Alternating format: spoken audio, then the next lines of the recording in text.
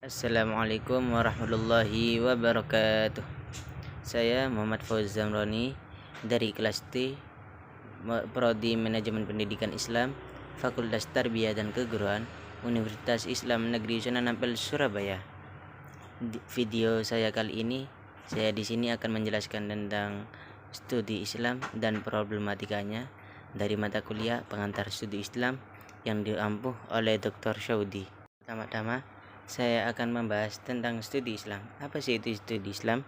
Studi Islam adalah bidang kajian atau pengetahuan yang terus berkembang dan mencakup berbagai disiplin ilmu seperti teologi, filsafat, hukum, sosiologi, bahkan sejarah dalam Islam. Sebagai sebuah agama, Islam tidak hanya mengatur tentang hubungan antara manusia dan Tuhannya, tetapi Islam juga mengatur tentang kehidupan bersosial, politik, dan budaya.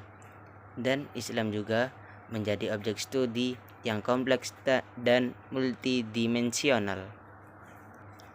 Namun, perkembangan studi Islam tidak lepas dari berbagai problematika yang menyertainya.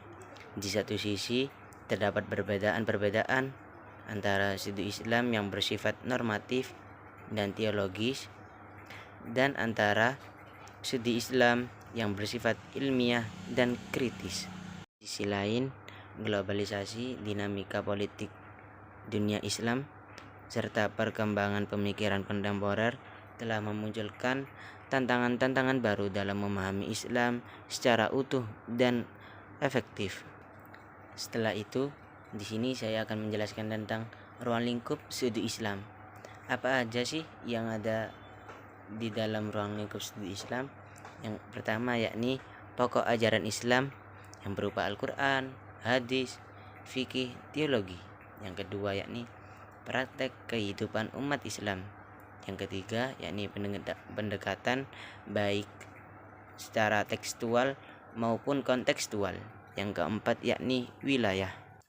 Di sini saya juga akan menjelaskan tentang problematika insider dan outsider.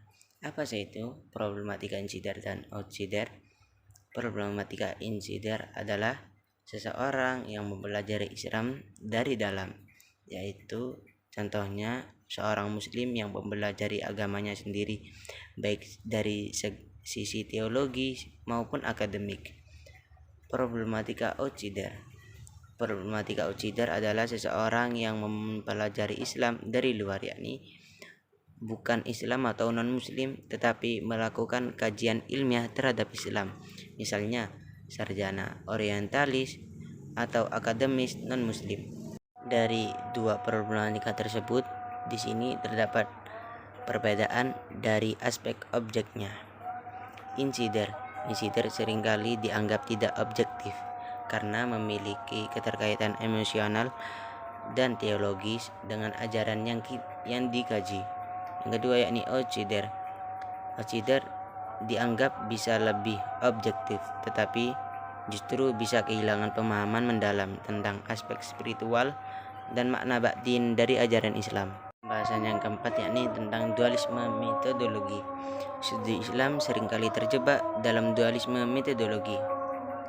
Yang pertama yakni pendekatan normatif atau pendekatan insider, yakni menekankan kebenaran ajaran dan keimanan. Yang kedua yakni pendekatan deskriptif kritis atau outsider, yakni menganalisis Islam sebagai fenomena sosial dan historis.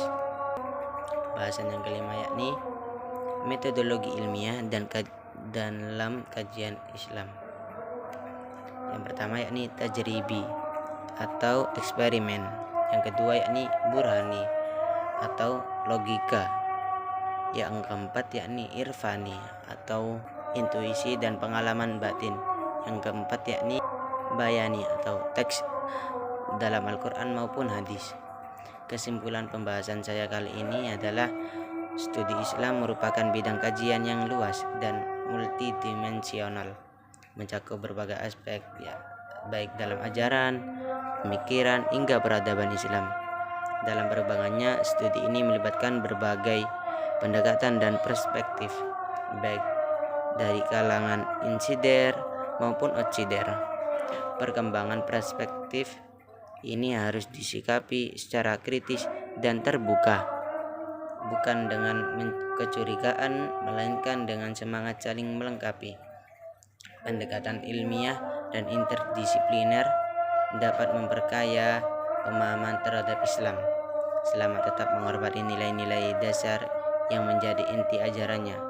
Dengan demikian, studi Islam tidak hanya menjadi sarana akademik, tetapi juga dapat menjadi jembatan menuju pemahaman yang lebih mendalam dan aplikatif terhadap ajaran Islam itu sendiri. Tujuan akhir dari studi Islam seharusnya tidak hanya berhenti pada aspek teoritis, tetapi juga mendorong umat Islam untuk memahami dan mengamalkan ajaran Islam dengan benar sesuai dengan konteks zaman tanpa kehilangan esensi spiritual dan moralnya. Sekian dari saya, apabila ada salah kata mohon maaf. Wabillahi taufiq wal hidayah, waridha wal inayah. Assalamualaikum warahmatullahi wabarakatuh.